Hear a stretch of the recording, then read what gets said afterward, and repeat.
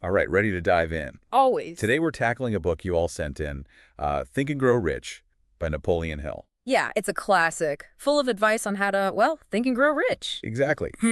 Now, Hill spent over 20 years interviewing over 500 crazy successful people. Inventors, entrepreneurs, you name it. He was obsessed with finding out what made them tick, what they all had in common. And he actually got the idea from Andrew Carnegie himself. The steel tycoon, yeah. Carnegie believed there was a formula for success, that it could be learned. And that's what Hill set out to discover, so let's break it down. Ingredient number 1, a burning desire. Not just wanting something, it has to consume you. Right. Hill says it's got to be this all-encompassing passion driving you forward. Like, have you ever been so into something you completely lose track of time? Yeah.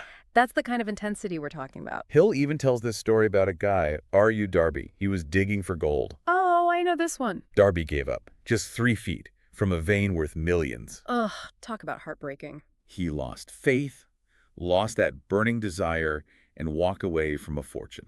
It really makes you think, what have we given up on too soon? Definitely. So let's say you've got that fire, that burning desire to reach your goal. Remember you told us you want to speech your listener's specific goal. But what if you start doubting yourself? Then we come to principle number 2. Belief. You have to believe, deep down, that you can achieve it. Hill actually argues that belief can defy logic, even physical limitations. Yeah, and he's got this crazy story about his son, Blair. Blair was born deaf. Oh, wow. Doctors said there was no hope, but Hill refused to accept it. So what did he do? He instilled this belief in Blair that he could hear. No way. And get this, Blair eventually did develop hearing. I mean, that's incredible. So it makes you wonder, what have we been told is impossible that maybe, just maybe, isn't? Right. Have you ever done something people thought you couldn't? Definitely. That's that power Hill's talking about. So how do we cultivate that kind of belief? Hill's answer, auto-suggestion. Sounds kind of mystical. Well, it's basically this idea that by focusing on your desires, repeatedly, you imprint them on your mind. Like a mantra. Exactly. You're shaping your thoughts, your beliefs to align with your desires. So we've got the desire, the belief, but to achieve listener-specific goal, you need a roadmap. And that's where specialized knowledge comes in. Not just any knowledge, the exact knowledge you need for your goal. Right. Hill wasn't talking about getting a fancy degree. It's about figuring out what skills you need and how to get them. Books, mentorship, courses, whatever it takes. Like Stuart Austin Weir, he was an engineer, switched to law during the Depression, saw a need, and adapted. Exactly. So what expertise could you develop to get closer to your goal? Then things get even more interesting. Hill's next principle is imagination. He called it the workshop of the mind. And this isn't just for artists, right? Nope. Hill believed everyone has imagination. It's about using it intentionally. He broke it down into 2 types. Oh, yeah. Synthetic imagination, combining existing ideas in new ways. And then there's creative imagination, generating totally original ideas. Like remixing a song versus composing a brand new one. Exactly. And the perfect example, Coca-Cola. Simple idea, syrup and soda water, plus a whole lot of imagination turned into a global empire. What could you create if you unleashed your imagination? Okay, so we've got the desire, the belief, the knowledge, even the vision.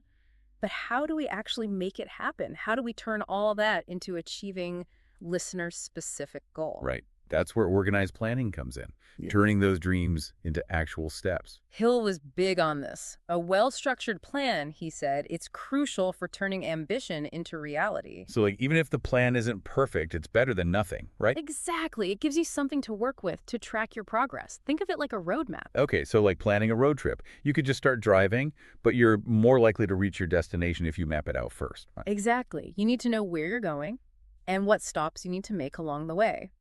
Hill emphasized breaking down big goals into smaller tasks. That makes sense. Less overwhelming. Right. So you're not trying to climb a mountain all at once. Okay, but what if you've got the plan, but you're still hesitating, second-guessing your next move? That's where decision comes in. And its biggest enemy, procrastination.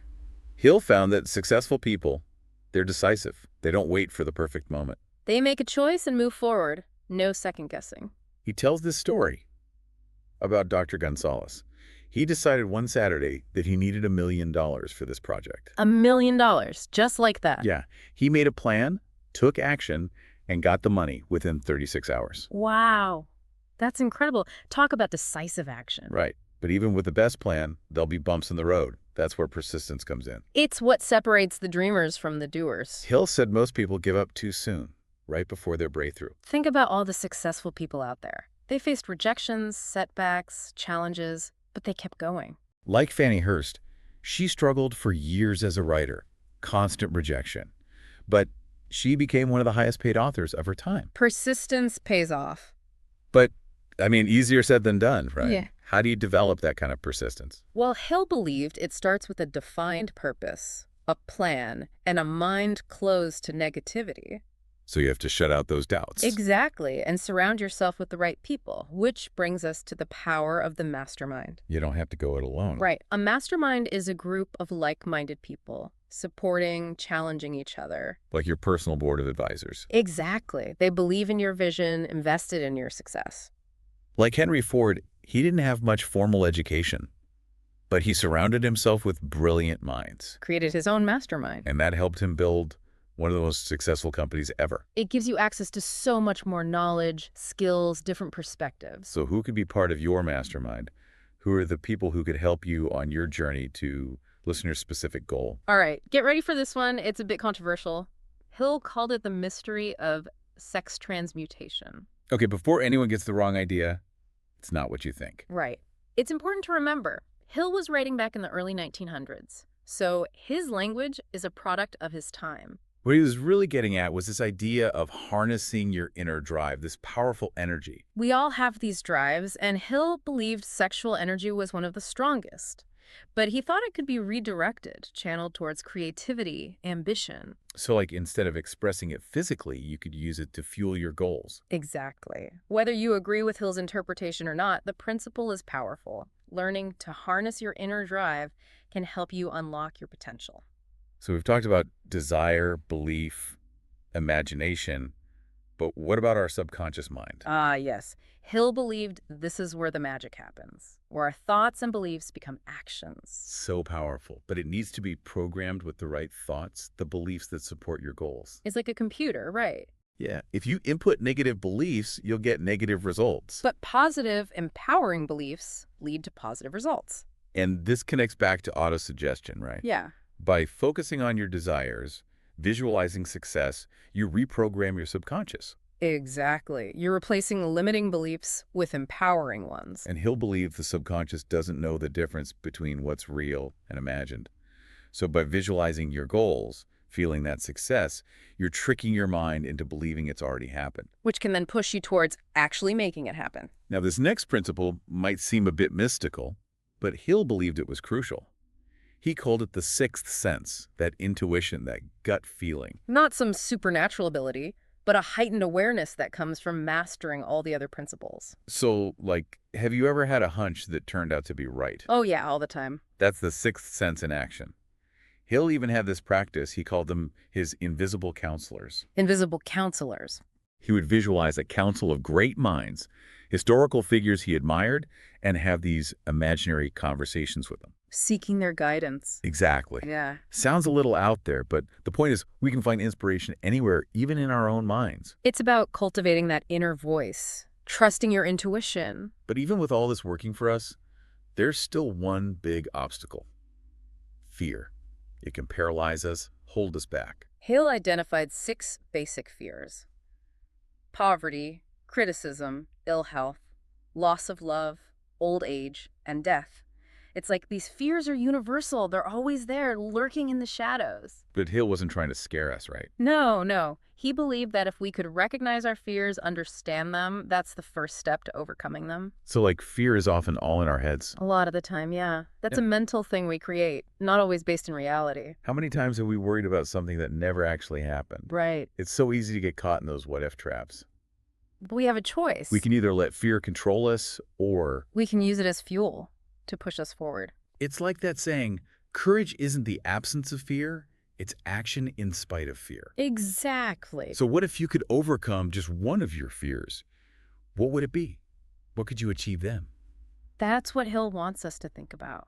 To face our fears head on, not let them run our lives. And remember, you told us you want a listener's specific goal.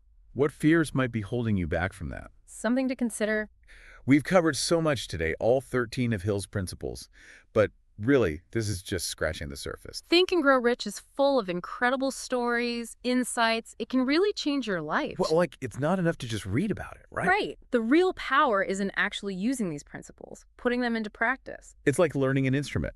You can read all the books, but until you pick it up and play, you'll never really get it. Hill wanted his readers to be doers, not just dreamers, to take that burning desire, that belief, and turn it into something real. And that's what we want for you, too. So think about what you've learned from this deep dive, what resonated with you. And more importantly, what actions are you going to take to achieve your goals? We can't wait to see what you accomplish. We'll be back next time with another deep dive. Until then, keep thinking, keep growing, and most importantly, keep taking action.